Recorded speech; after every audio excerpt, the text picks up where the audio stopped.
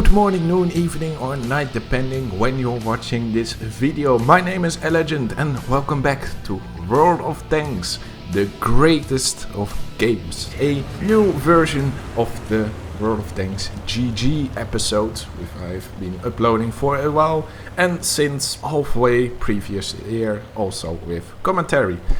However, I wanted to switch things up like I told in my first video of 2021. I wanted to focus more on the most important elements, aspects, moments of certain great games, for it to be the most educational. So, for this format I will compile 3 games for you this time and focus on those most important moments. Starting off with me playing with the Manticore, the tier 10 British light tank, considered to be the worst, although I find this thing personally a little bit better than the Rheinmetall Panzerwagen, because it is way smaller and it has better camo rating, making passive scouting still a quite viable option. So right here I'm getting at a strong first spotting location, and I also shooting here because I was able to retreat fast enough and my reload takes around the same time for me to get these spotted. Might not be a very good decision because I might miss some further initial spots, but this outer corner of the map where the Judas was going isn't really the most popular of routes to take. So for the time being I am staying at these locations, shooting the occasional pot shots to get some more damage in the middle.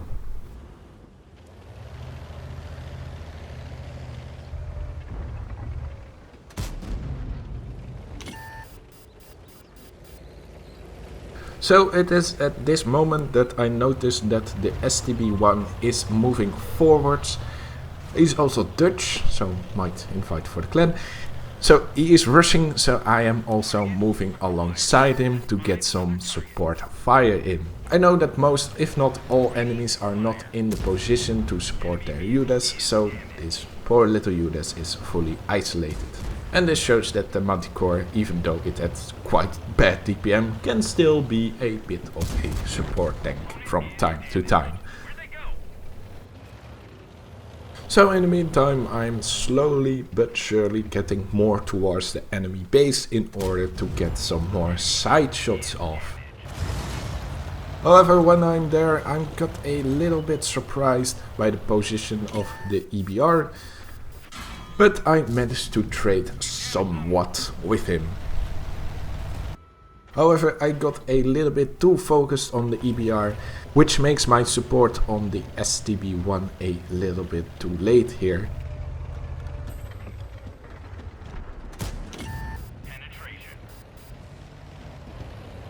However, I should be reloaded on time to kill him. However, I made kind of a misplay here by auto-aiming, because the auto-aim was directed at the back of the TVP, so I could very well have missed behind the tank.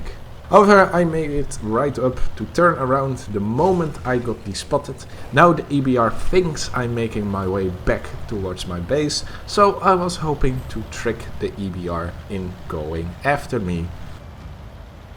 However, I got surprised once again by the position of the EBR, and this time the trade didn't really go that well. A moment later another shot, another chance, but I get a massive low roll while the EBR of course gets a high roll. Very typical. So as usual I've to put some more skill into this duel in order to win, because RNG would never let me get those wins that easy. So I know that the EBR could easily catch up with me, so in order to give myself the biggest advantage I just wait for him here in an ambush where I can fully aim my gun and avoid shooting on the move, which otherwise gave a way bigger advantage towards the EBR. And after this short of a time I conclude that the EBR wasn't going to appear from the road straight ahead, so I peeked further and got the EBR off guard. And that pretty much finishes off the game with the EBR as a very annoying, flanking tank that could shoot even more pot shots. This game is now a fully 100% victory. So you saw in this game a little bit of how the Manticore can still work, finding initial spotting locations, trying to get some support fire in where possible, even though your gun is quite bad.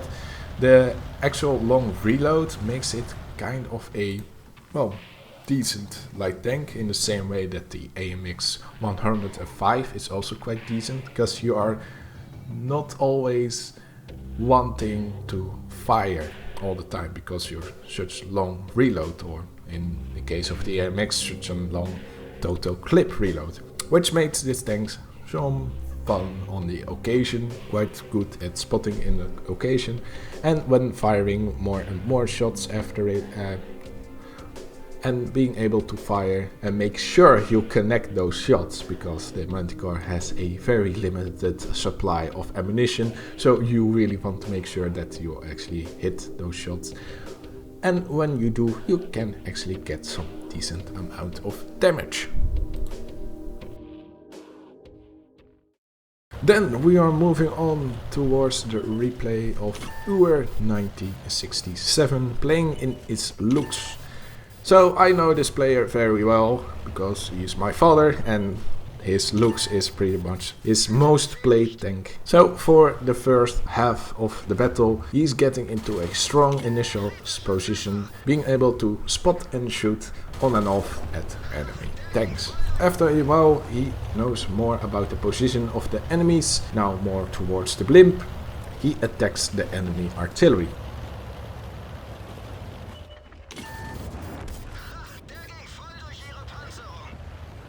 And right here he gets in a duel with the B1, luckily with some help, although he could have timed it a little bit better in order for his teammate to survive a bit longer. And it's also right about now that it is time to load the APCR. You don't have to do it many times in the looks, but now it is a rare occasion. By keeping out-turning the turret of the B1 by careful maneuvering, because the looks can turn rather quickly, so you have to do it carefully, he managed to kill the B1. So this kind of a short battle feature shows you that the looks can also be a pain in the ass when following the same formula that most tier 10 light tanks also want to do. Get into a initial spotting location and outflanking the enemy tanks when an opening is found, and finally out-brawling and out-maneuvering enemy heavy tanks.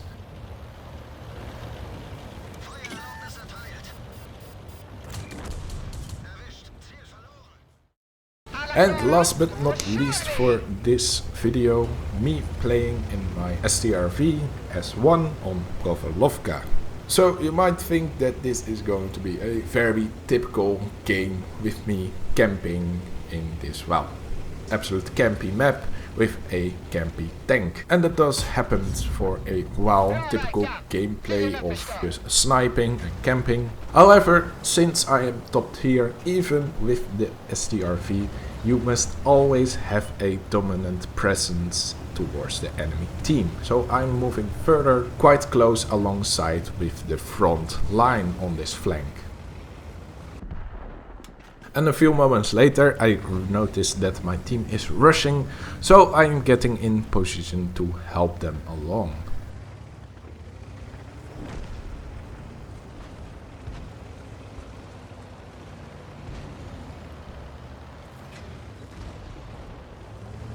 Although a little bit too late, but you have that with the STRV. However, I still managed to clean up both the tier 8 TD and the medium, the latter by getting close enough so I could hit him outside my siege mode. So immediately after I noticed that there is another tank sniping, so I'm moving behind the house to let the enemy Pershing miss.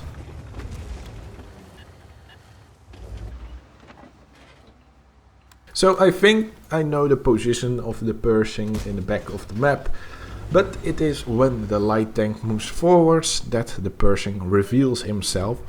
Strange that I didn't spot him earlier though.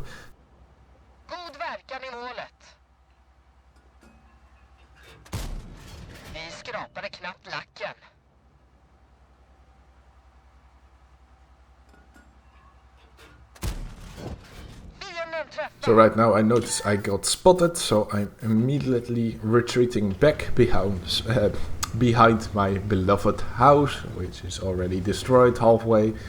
So right now I'm waiting until the person is despotted, so I know that I am despotted as well, and immediately get back into my bush, which was an excellent decision because moments later the T-29 was about to look around at this flame. So here I take a route, an alternative route uphill, which maybe some of you didn't know yet. You can, with the correct angle at this hill, you can actually get up here if your tank is fast enough. It works with most mediums, TDs and light tanks, of course.